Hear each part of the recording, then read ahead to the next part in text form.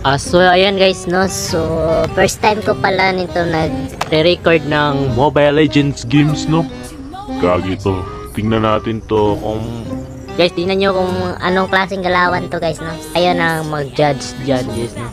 sa ayan nga pala no, 5 versus 5. Tingnan natin kung sino mananalo guys no. Pero ako sinasigurado ko po yan na mananalo talaga kami dyan.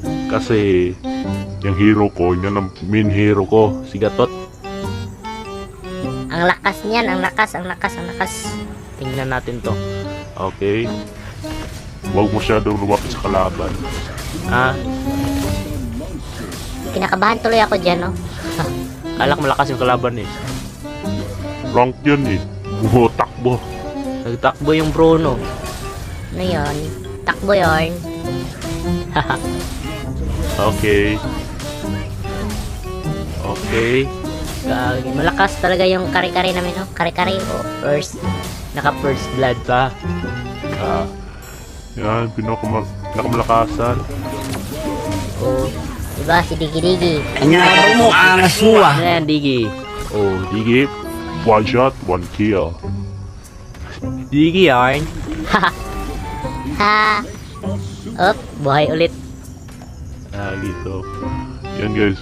So, ito guys, naabangan nyo guys na. Hindi to creation cam ha. Anyari mo ang aswa. Yan na, creation cam yan. Laro ko yan mismo. Ako naglaro niyan. Okay? Huwag kayong ano ha. Tingnan nyo. Okay, mas goods pa yan, no, guys. So, ayan, no. Diba? Diba? Killing yard. Diba? Ayos, diba?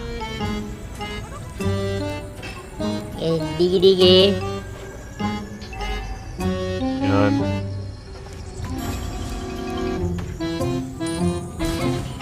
Okay.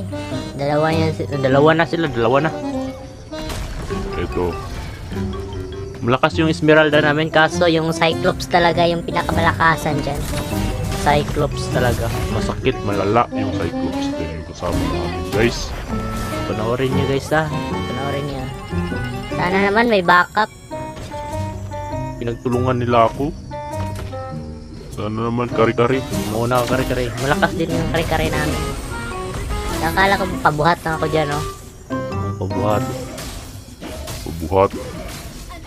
Back. May isa pa. May isa pa. Okay.